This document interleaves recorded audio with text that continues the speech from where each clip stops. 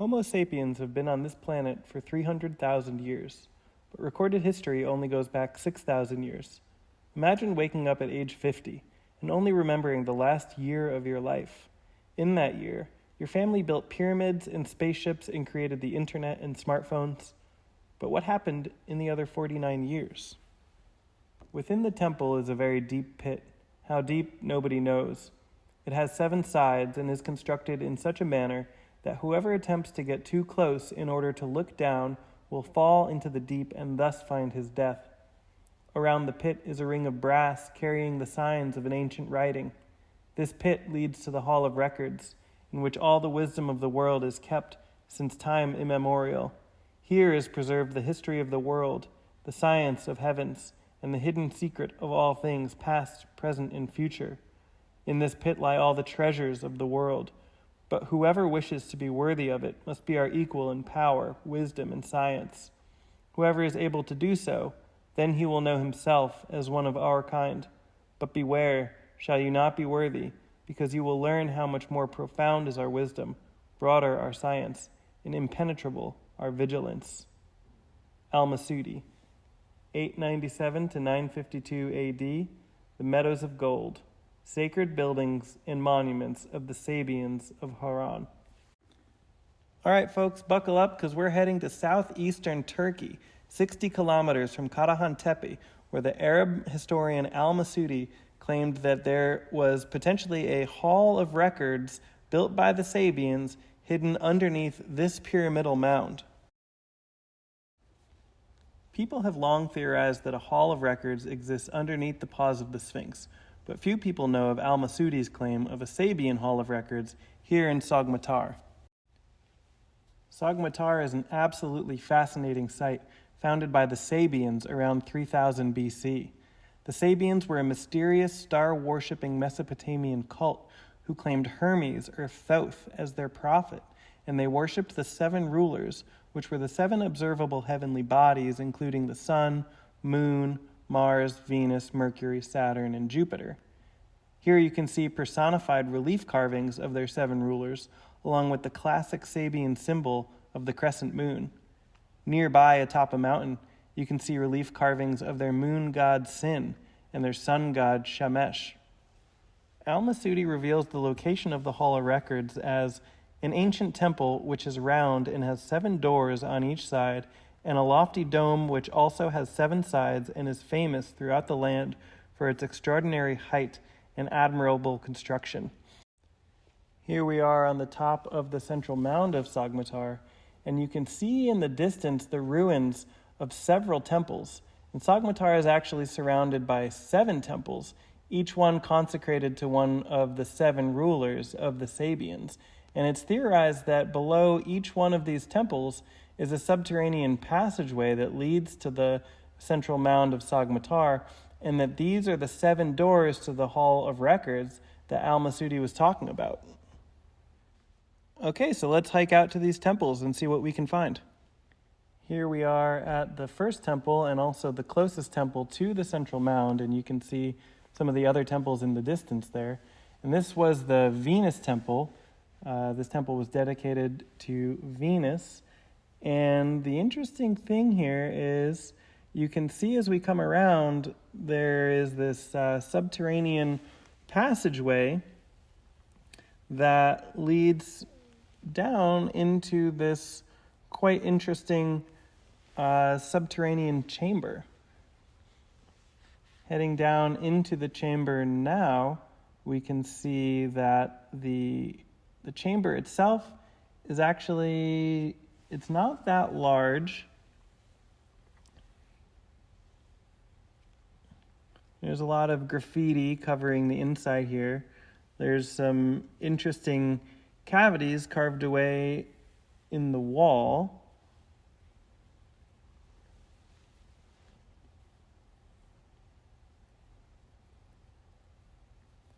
Interesting quarry marks here on the ceiling. And this is an interesting feature. Down here in the corner of the chamber is what appears to be a small shaft. And it's filled in with rubble, but where this shaft leads, who knows? exiting the subterranean chamber, you can see the central mound in the distance. Whether or not that shaft we were just looking at leads to this central mound is unknown. All right, let's hike out to the next temple and see what we can find. Here we are coming up on the next temple, and this temple is in a much more ruined state than the Venus temple. It's unknown what heavenly body this temple was dedicated to, but what we do know is that this temple was built by the Sabians and was dedicated to one of the 7 luminaries, including the 5 observable planets and the sun and the moon. And to copy on the ground something which appears in the heavens was a very hermetic thing to do. The Sabians were followers of Hermes, and one of the most famous teachings of Hermes is as above, so below, or on earth as it is in heaven. And it was this practice of copying on the ground that which was in the heavens to achieve some sort of perfect cosmic harmony. And it's just so fascinating that you can see that in practice here at Sogmatar, and also the 7 rulers or 7 sages, which may have been earthly personifications or embodiments of the 7 luminaries.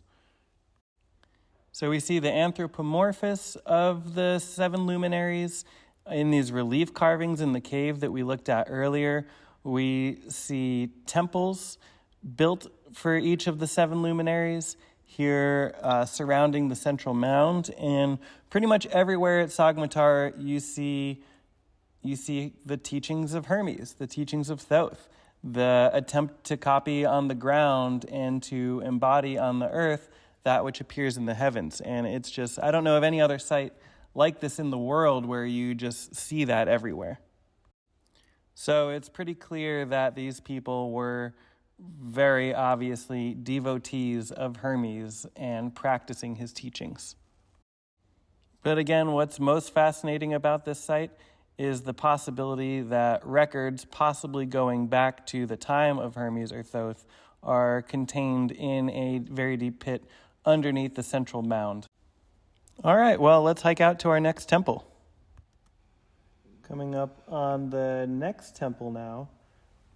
Wow, this is in a much more complete state than the previous temple we were exploring. And there you can see the central mound again.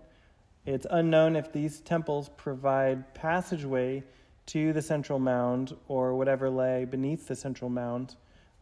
Some theorize that these temples are doorways to the central mound or even to a hall of records that exists beneath the central mound.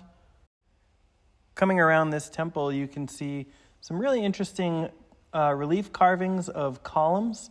And as you walk around the temple, you can actually count 7 of these columns, which is interesting because you wonder in Al-Masudi's description of a dome-shaped temple that has 7 sides. But how can a dome, which is circular, have 7 sides? But as you walk around this temple again, you can count 7 of these columns carved in relief. And again, 7 was a very important number to the Sabians because of the 7 luminaries or 7 observable heavenly bodies, including the 5 observable planets, along with the sun and the moon. Coming around now, you can see another subterranean passageway leading to another subterranean chamber under this temple, but this one is completely inaccessible due to rubble, which is filling the subterranean passageway. You can see again the central mound off in the distance as viewed from this temple. And here we are coming up to the next temple.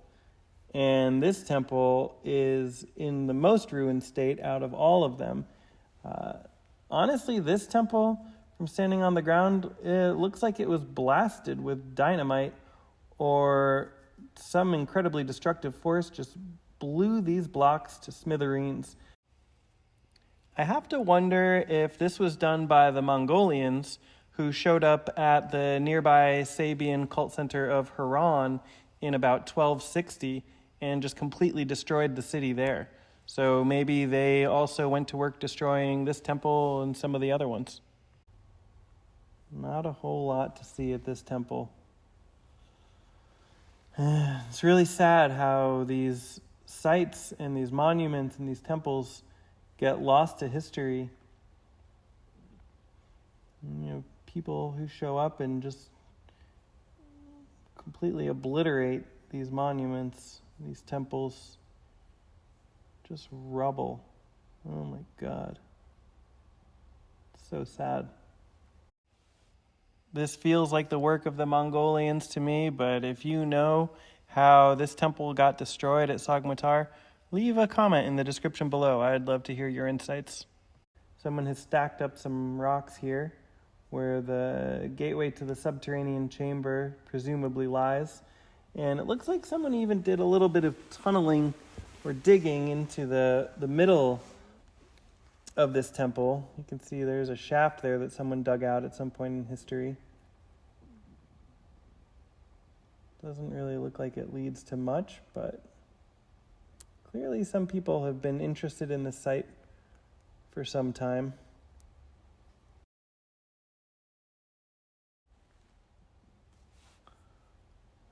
All right, well, let's go hike up to the top of the central mound and see if we can find any evidence of a temple existing on the mound, courses of masonry, things like that.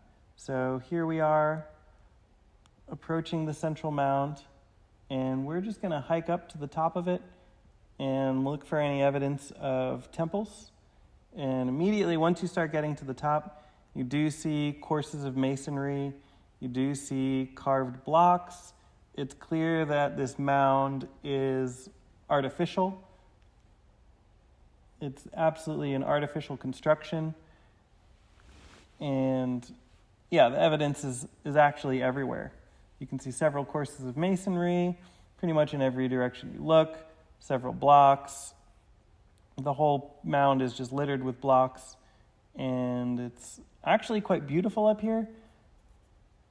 And it's a pretty steep climb, honestly. It's kind of scary hiking up it. But yeah, here you can see some beautiful courses of masonry, all dry stacked. I would guess that these blocks, when they were originally carved and placed, were pretty finely fit together.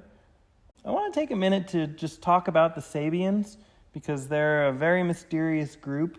And yes, they were a Mesopotamian cult. They worshipped the moon god Sin. The nearby city of Haran was one of their cult centers, but they also claimed that Hermes, or Thoth, was their prophet. And an ancient body of work purported to be authored by Hermes or Thoth, called the Corpus Hermetica, was the holy book of the Sabians. And in that document, you can see a lot of references to the 7 rulers and the 7 planets, or the 7 luminaries, which is fascinating because you can just see that present in the art and architecture all over Sogmatar. So the Sabians were devotees of Thoth, and whatever would be contained in a Sabian Hall of Records would likely go back to the time of Thoth. And it's interesting to note here that in the Egyptians' own chronologies, they claimed that Thoth ruled in Egypt for over 7,000 years, and this was before the followers of Horus, before the gods, the demigods, and the spirits of the dead. And you can find all this in the Turin Kings List, and I'm also making a video on the Turin Kings List. But the Egyptians claimed that Thoth ruled Egypt for 7,000 years before the followers of Horus, before the gods, demigods, and spirits of the dead, and that the Sabians were followers of Thoth / Hermes, which was really the same figure in history. This Hall of Records, if there is a Hall of Records beneath this mound that goes back to time immemorial, as Al-Masudi claims, then, we're talking about records going back to the time of Thoth, which is just so exciting. I mean, that literally would be the holy grail of archaeological discoveries. Now, it's well known that the Sabians actually believed the Great Pyramid of Egypt was the tomb of Hermes or Thoth, and that Hermes built the Great Pyramid before the flood. Humanity is 300,000 years old that we know about. Recorded history is only 6,000 years. So, like I said in the beginning of this video, that's like waking up at age 50 and only remembering the last year of your life. And in that year, your family built spaceships and pyramids and cell phones and the internet, but you don't remember what happened in the last 49 years of your life. Quick note, here we are on top of the central mound, and someone has dug this pit here, and you can see the composition of the mound itself, and you can see that it's very clearly artificial. At least this top layer seems to be made with rubble, nothing too precisely stacked. Now, Al-Masudi said that underneath this temple was an incredibly deep pit. How deep, nobody knows. If you were to fall into it, you would surely fall to your death. In it contains all the treasures of the world and history of humankind going back to time immemorial. Al-Masudi is clearly talking about a very deep, incredibly vast subterranean feature. So naturally, I was curious to learn more about the tunneling and quarrying capabilities of the Sabians. Luckily, very close to Sogmatar is the BAZDA cave. And the BAZDA cave was the quarry that the Sabians used to build their cult city center of Haran around 3000 BC. And we're just going to go head over to the BAZDA cave now, and just to get an idea of the capabilities of the Sabian people, to see firsthand what they're capable of, if they're capable of engineering such an incredibly vast subterranean feature, potentially underneath this central mound of Sogmatar. And here we are entering the BAZDA cave.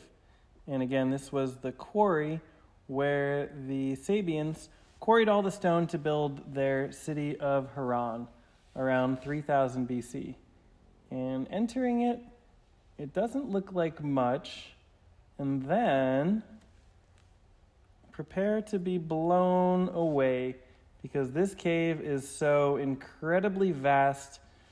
Here I am just exploring it a little bit. It feels like being in an underground New York City. Walking around inside the BAZDA cave, you feel like you're in the Hall of Records. I mean, just imagine if they had intended to build a temple here instead of just an ancient quarry. The capabilities of these people just absolutely blows me away. I've never seen anything like this in my entire life and all my journeys through the ancient world.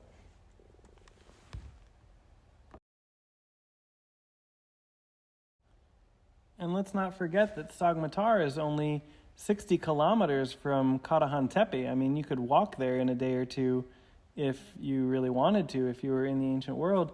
And Karahan Tepe goes back to a time immemorial. I mean, it predates known civilization by 6,000 years. It's a 12,000-year-old site. And at least geographically, they were linked to Karahan Tepe. And it's just amazing when you think that these people might have been preserving a memory from this time, and possibly everything that happened in between the people of Karahan Tepe, Göbekli Tepe, and the onset of the Mesopotamian civilization. And maybe they even had records going back to a time before that. We just don't know. But what we do know is that at Sogmatar you find an artificial pyramid-shaped mound surrounded by 7 temples, which could potentially provide access or a doorway to the central mound, some of which contain shafts which lead to who knows where, built by a people with extraordinary tunneling and quarrying capabilities. One of the more interesting artifacts they've found at Sogmatar is a little toy car, for lack of a better term, and they've actually found several other artifacts like this in Anatolia, and you can see them on display at the Urfa Museum in Sanliurfa. The one they found at Sogmatar dates to about 3000 BC, and I think this hints at a lost ancient technology. I would bet that full-size models of these miniatures probably existed and may even have something to do with the mysterious cart ruts that we find all over the ancient world, like here in Sardinia, but they do also find similar cart ruts like this in Turkey. The local people of Sogmatar have also found many ancient coins littered about the mound. They find these coins when it rains. The coins become revealed. And I'm going to try to have these coins investigated. They appear to be Roman origin, and the Romans were known to have occupied the site at some point in time. But I'm going to try to see what I can find out about these coins and their origin, and hopefully have an update on that at some point. Hope you enjoyed the video. I think that this site is just so fascinating and so compelling. When you walk around it, you feel like you're in the presence of something so incredibly ancient. And if I had to guess, I would say that there are still some secrets at Sogmatar waiting to be revealed. I'm going to end this video with a passage from Plato's Timaeus, in which an Egyptian priest is speaking to Solon. Solon is considered one of the 7 sages of ancient Greece. O Solon, Solon, you Hellenes are but children. There is no old doctrine handed down among you by ancient tradition, nor any science which is hoary with age, and I will tell you the reason behind this. There have been and will be again many destructions of mankind, arising out of many causes, the greatest having been brought about by earth fire and inundation. Whatever happened either in your country or ours, or in any other country of which we are informed, any action which is noble and great, or in any other way remarkable which has taken place, all that has been inscribed long ago in our temple records, whereas you and other nations did not keep imperishable records. And then, after a period of time, the usual inundation visits like a pestilence, and leaves only those of you who are destitute of letters and education. And thus you have to begin over again as children, and know nothing of what happened in ancient times, either among us or among yourselves. As for those genealogies of yours which you have related to us, they are no better than tales of children. For in the first place, you remember one deluge only, whereas there were a number of them. And in the next place there dwelt in your land, which you do not know of, the fairest and noblest race of men that ever lived, of which you are but a seed or remnant. And this was not known to you, because for many generations the survivors of that destruction made no records.